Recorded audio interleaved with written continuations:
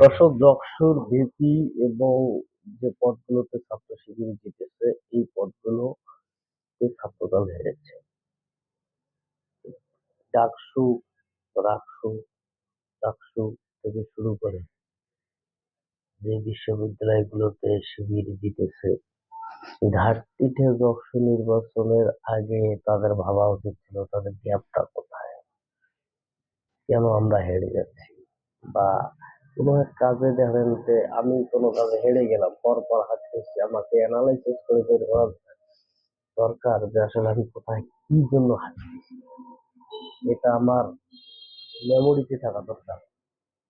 এইটা মনে হয় যে খুঁজে পাইনি তারা।